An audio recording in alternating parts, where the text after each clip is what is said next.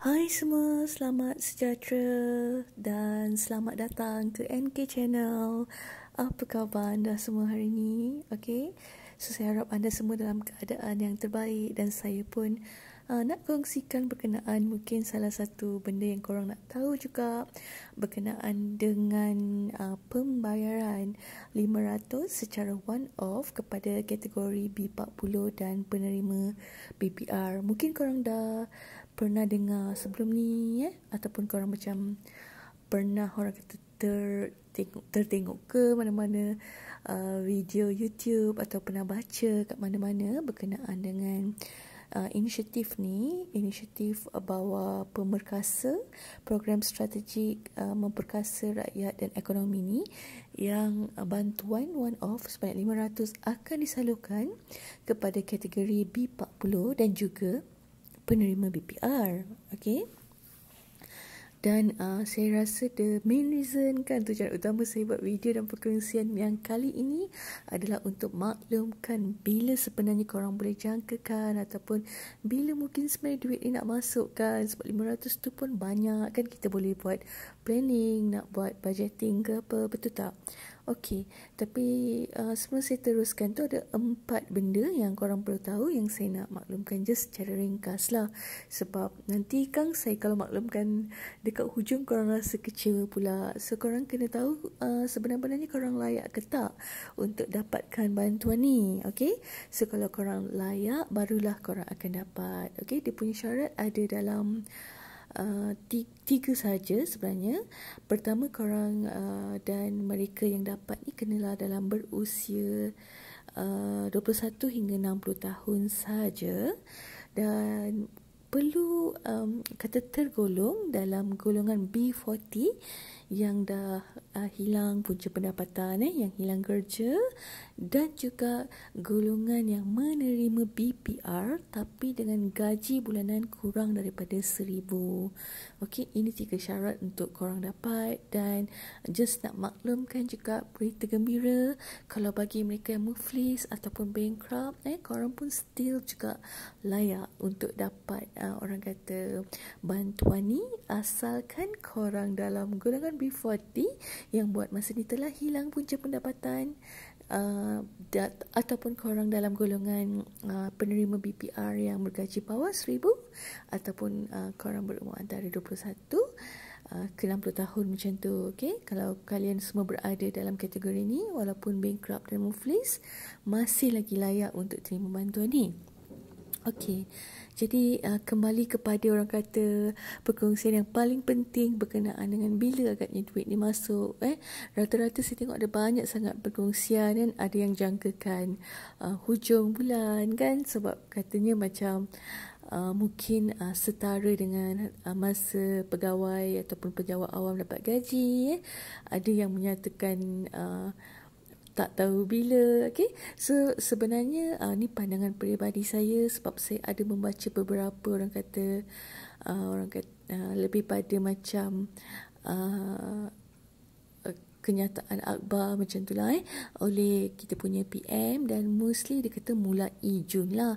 So pada saya sebagai admin ini pandangan peribadi tau. Okay, dan saya rasa mungkin kalian boleh terima, ataupun kalau tak nak pun tak apa. So bila dia kata mulai Jun ni, saya rasa kita boleh expect duit tu bila-bila masa dalam bulan Jun. Okay, sebab benda ni pun government dah announce lama. So mungkin daripada segi persediaan untuk nak bank in kat kita semua yang memerlukan ni, mungkin benda tu dah pun dibuat, sebab announcement pengumuman mengenai yang ni kan dah buat much more earlier, dah buat awal-awal lagi. Saya rasa dah sebulan 2 juga pengumuman berkenaan bantuan ni dibuat. Dia bukan bantuan yang baru saja diumumkan.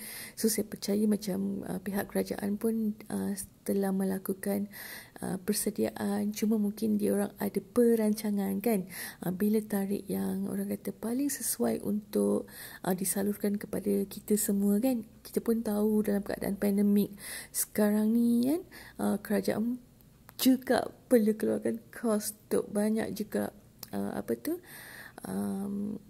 kos-kos yang lain, kos-kos yang lain lah, especially yang melibatkan vaksin, kesihatan dan sebagainya kan.